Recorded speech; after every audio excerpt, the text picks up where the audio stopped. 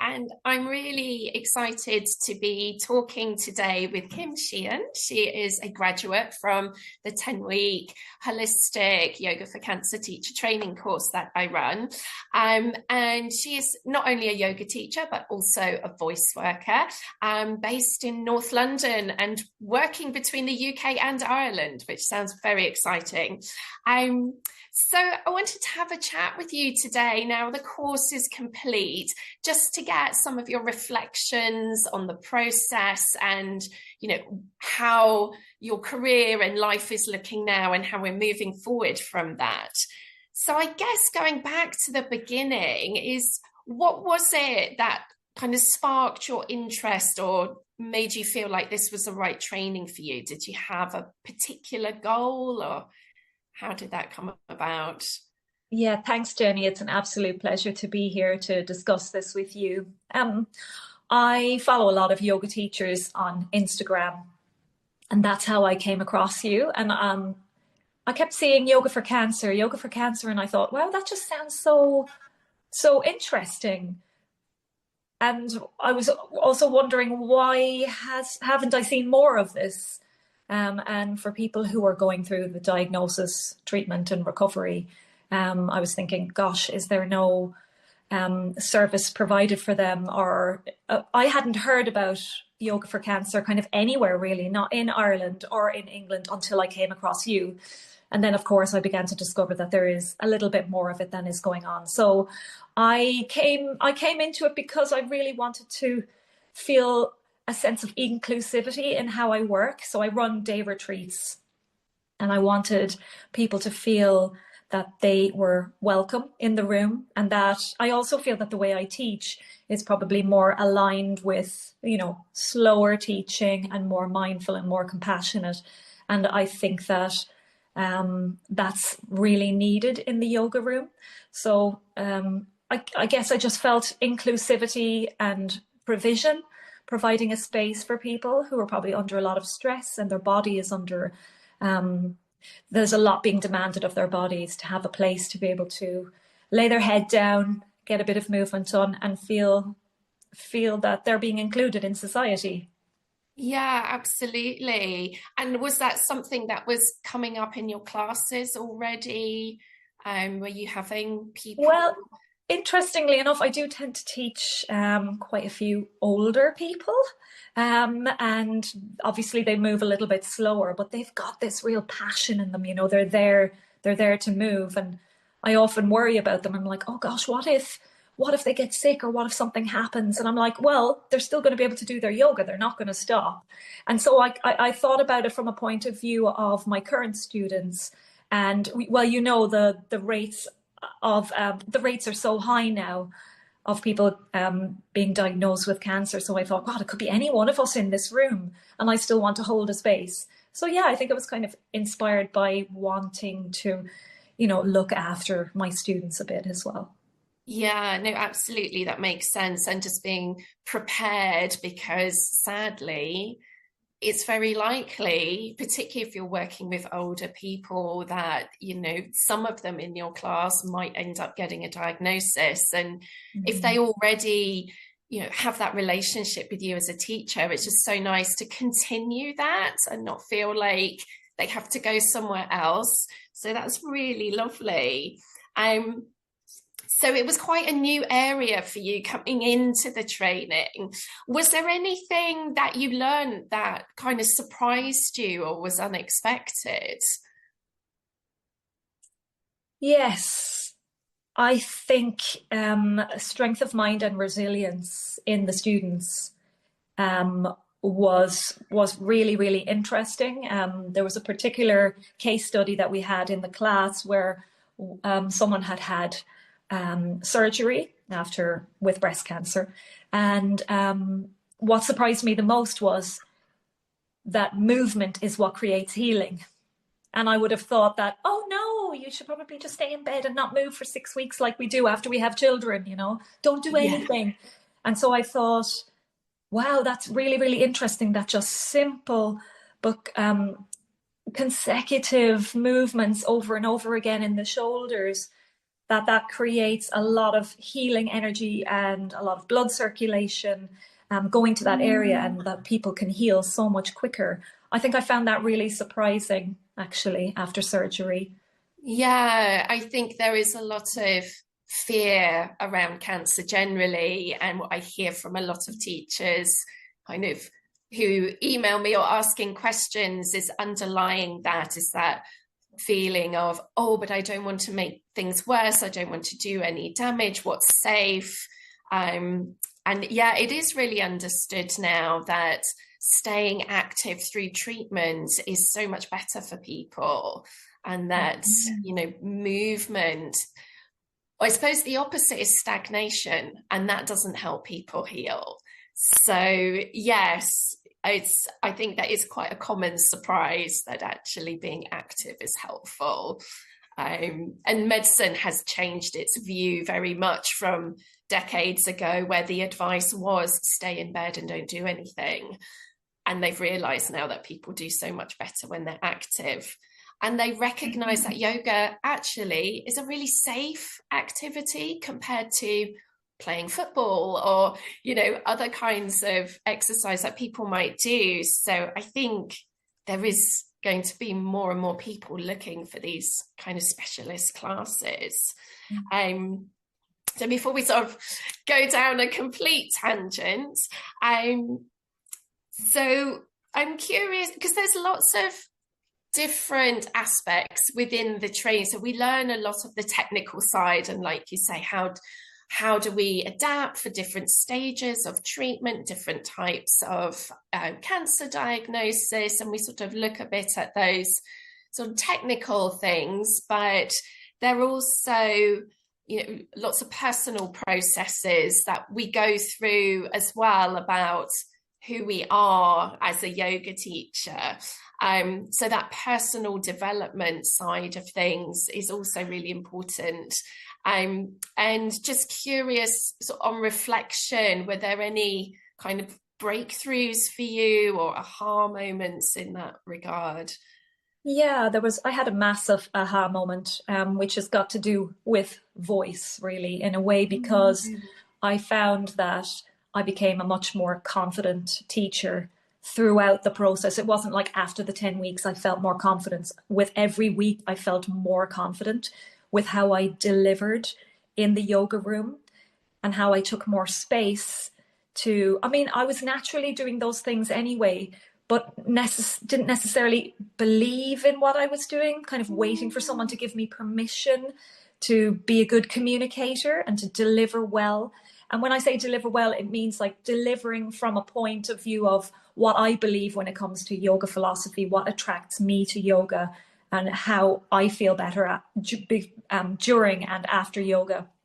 So yeah, I started to embed and take more confident chances on myself and go a bit slower with my delivery. And yeah, just like imparting nuggets of information from the course about, you know, self-compassion, self-love, taking your time, being your own advocate. And I think that is the biggest thing, is that these people are already empowered because they have a lot of knowledge and they're making the decision to come into the room. But oftentimes when they're out in daily life working with their medical team or the hospitals and the doctors, and it's not the same for everybody, but they've been dealt with not very well. They've been communicated with not very well, and they're still hurting from that. And to know that I'm kind of extending that space for them and saying, actually, there is a space out there for you to feel that you're safe to express yourself. You're safe to say, actually, I don't want to do that practice now. This feels right, or that doesn't feel right. So that for me has been a really big learning curve, is to give them so much more power back on the mat while I just kind of lead them ever so slightly. And, you know, it's not that I continually questioning them and making them speak, but giving them permission to really feel into their bodies and come inside when perhaps at a time they feel that their body they have to fight their body. And that's one thing I have seen shift over time with my students, is the allowing yourself to trust yourself to sink deep into that sense of pratyahara, kind of withdrawal, and to be with their body in a safe way, and to be empowered and to speak up for themselves as well if they feel something isn't working for them. Yeah, yeah. So do you feel that this has kind of changed a bit the way that you teach? Is there sort of felt like there's been a shift or a progression there? Yeah, just a really beautiful, very grounded shift and progression. That's exactly how I would describe it. Yeah. Yeah, because I remember when we were doing a kind of reflective practice, and you said something like feeling like you could bring your whole self into the classroom rather than, you have your sort of voice work and your creative side, and then you have your teacher side, and they didn't feel integrated, like you weren't allowed to bring that creative side into teaching. Yeah, and oftentimes I didn't know how to bring that creative side into the room without kind of moving away from the rules of lesson plans, if you know what I mean. So that was what was so fabulous about the homework that you set for us. Was I created a little slot inside my lesson plans and gave myself a minute or two to say, insert something inspirational here, or a really nice quote of things that I believe in. And I wasn't doing that before because that takes confidence, because I felt that I'd have to open myself up a little bit more in order to bring that in. But it's so much more enjoyable, and it feels much more authentic to myself. To not use a phrase that's overused a lot right now, the word authentic, but yeah. Yeah, but no, but it does have an important meaning in the right context. And I think when we are ourselves and we bring our own personality and style and beliefs into our teaching, it is more authentic, and our students can feel that. Like, we're not reading somebody else's script. This comes from inside. And it's similar to authority. They sort of have a similar root as a word, but it's like you're the author of your own class. And I think then it just becomes so much more comfortable. I know it is for me when I reached that point in my own teaching where I felt like I'm not trying to be like somebody else who I think is a good teacher. I'm being like me. And then it got so easy because you can use your creativity and your intuition and be yourself in your class. So hopefully it's feeling a bit more of a relaxed space for you now. Yeah, totally. And another thing that's really important is the language. We worked a lot in the course on how afraid we were before we began the course to broach the subject of cancer and treatments, and how are you doing? How's everything going for you? And many people feel that they're just not listened to, and to be able to sit in a room with someone and have them tell me their treatment plan and how everything's going for them, and that I can sit there and understand what they're saying technically, but also to fully understand what the stress and the emotional level they must be bearing at that moment in time. And I think they really just go, even one of my students said, I really feel like I can just like talk to you and you're not judging me, or you don't feel scared of what I'm saying to you, because it's such a big thing for them, So it's just such a holistic confidence in so many ways. Yeah, oh, that's so lovely to hear. And then the satisfaction when you get that feedback from your student to say, oh God, this is so great. I'm allowed to say what's happening for me and not worry that everyone's going to be freaked out because they're scared of cancer, or, you just sort of there's an awkwardness that sometimes people experience when they share their experience or their diagnosis. And obviously that says a lot about the space that you've created for people, that they feel really confident, they trust you, like they can confide in you. And that's all part of it, I think, that it's not just, like a prescription of postures and breathing. It's about the experience of the class and that student-teacher relationship, which is so important. Mm. And that's, I think, what makes it therapeutic as well. You know, it's not just what they get in hospital can be a sheet of physio exercises, and they're really useful, but it's a bit dry, it's a bit impersonal, there's no relationship there, and they don't feel held. And yeah, that space where people can be heard and they're allowed to bring whatever their feelings are, and that's okay. So they don't have to put on a brave face, they don't have to pretend, and that's all part of their process and their recovery. So yeah, that sounds like already things are working beautifully. So do you have any kind of dreams or plans about where you might take this, or how this might integrate with other work that you're doing? Yeah, so it's interesting, Jenny, because I'm out there having like conversations with people, and someone tells me, "Oh, my such and such has got cancer," and blah, blah. I'm like, "Oh, okay, look, we need to help them. Well, how can we help?" Because everybody says, right, "Oh, let me know if I can help you." And then I say, well, actually, we've got something concrete here that we can actually really help people with.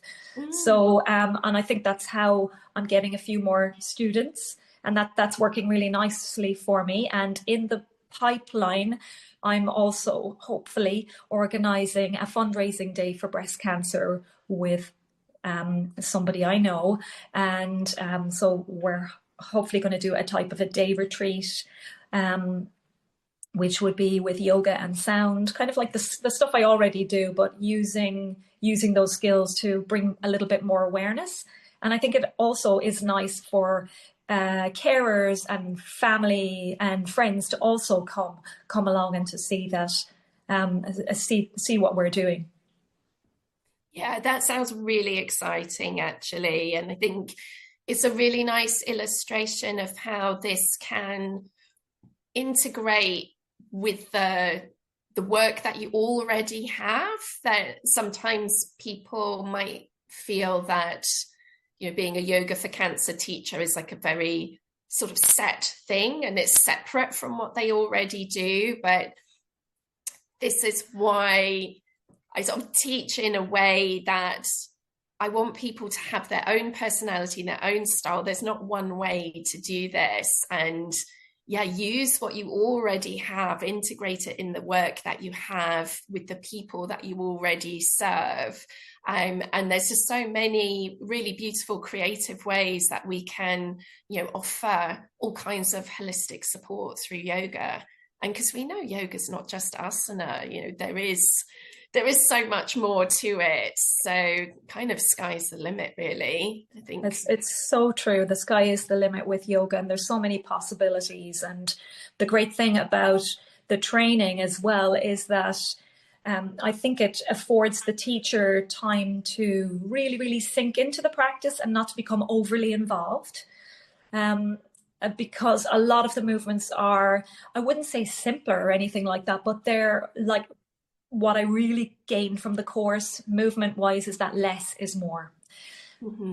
Go slower, do a little bit less. And then in doing less, you oil the machine even better. The oil is getting into all the parts of the body. So yeah, I think, and we've just got so much to read from with the philosophy and with the movement and the values and how we choose to live our lives, that the possibilities are endless. And also have a bit of fun. Yes. Like, have a laugh. Like, this is something that I really try to bring into my work as much as possible, because we all come into yoga being very serious and, earnest. You're like very earnest because it's serious stuff. But actually, humor has so much healing properties, and to just laugh at yourself and to let it all kind of hang out a little bit on the mat as well. And to give people permission to let it all hang out as well, and that's okay. And to have a bit of fun and be a bit silly as well sometimes for a moment in the room, and the sky's the limit in that respect as well.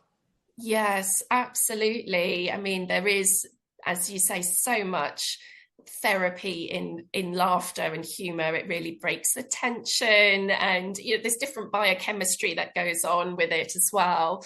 But yeah, I think often people are surprised when I describe my cancer classes at Maggie's, because they're often quite noisy and a bit raucous, and people are having a laugh, and because it's important when life has so much challenge, we need to break that tension and find a bit of joy as well. Yeah, I think there was a big difference from my first Yoga for Cancer teaching when I first saw it, because I was like unsure, and I was holding the space, and I'm kind of figuring it all out. And then I remember during the course, maybe it was like the second week or the third week, that you were like, oh yeah, the classes are like, everyone's chatting and having fun, and they're all connecting, communicating, a bit of laughter. And I was like, oh yeah, that's so important, to give people the space to know that it isn't all serious, that we are human beings, that we're allowed to enjoy ourselves, even when we're going through something that is serious. Of course, the business of getting better is serious, but also the business of healing is about lightness and fun and seeing the beauty in your children or the environment around you and other people. Absolutely. Yes, I mean, we could talk all day because it's such a huge and fascinating subject. I think from my perspective, watching people going through the training, it's been so lovely to see your confidence grow, and that integration of all these amazing skills and talents you have kind of being interwoven with now being able to support people with cancer as well. I can just see how that fits in so well, and that your whole offering and career can bloom even further from here. So it's just been really nice to see people's ability. I wouldn't say you were in your shell, but just to see that moment where you go, oh yes, I get it, and now I can just let go of some of these blocks and inhibitions and really be yourself even more. So I'm really excited to see what you do next with all this. So I guess as a closing thing, as a final question, for somebody who might be thinking about coming on this training, what would you say to them, or what advice would you have? Yeah, so obviously you have to be a yoga teacher to get onto the training, right? So yeah, the accreditation, yes. Yeah. So you can still do the course, but like to get the accreditation. Okay. So I would say, so just take some time to close your eyes and come inside and feel into it a little bit more, and see yourself in the position in a room, and how you want people to feel, and how you would like people to feel. And can you stand beside that? Because for myself, I can stand beside having this accreditation with extreme pride and extreme confidence, and say, do you know what? I can do this. I have this. I can help you. I've got your back. Yeah. Is that something you want to bring into your teaching and into your, into your offerings? And is it a tool that you think will strengthen the qualities that you already have? Yeah, all I can say is as well that all of the assignments that we did throughout the course, Jenny, that you set up for us, haven't just been throwaway assignments just to check whether we knew the information or not. They've been really helpful products that I keep referring back to. And I'm like, oh, what did I say in that assignment? Because that's exactly what I want to do here in this situation. Case studies, and creating, a meditation, and creating a little 30-minute video, creating resource packs, the stuff that you can actually really, really use. That, for me, that hasn't existed on any other course. So I think you're getting something really valuable. So if someone is wondering, oh, what am I going to come away with? where you're actually going to come away with products that you could put on your website and that people are going to come to.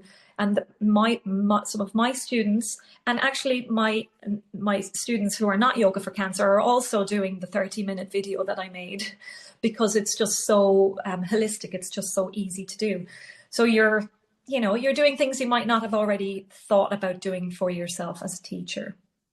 Yeah, and that was very much the thought process behind those assignments, was that this is so that you can hit the ground running when the course is finished, that you've got the practical business things like your forms and your documents and your lesson plans and some resources.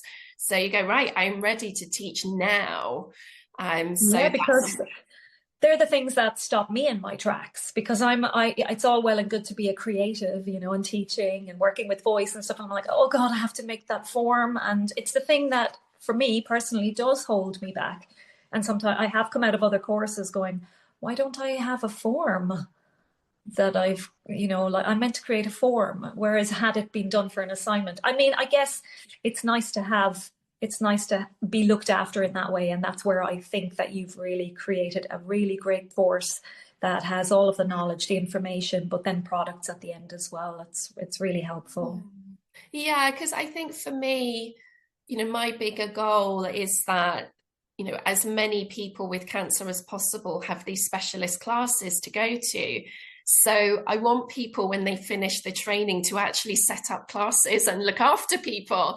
And if they finish the training and they don't have the confidence or the tools to do that, then, I feel like I'm failing in my mission. So I really want everybody, once they've finished, go, right, let's go and reach the people in my area. Let's set up a class. Let's work for a local charity, or however it unfolds. But yeah, there's the confidence and the tools to actually make it real and not just a theoretical concept.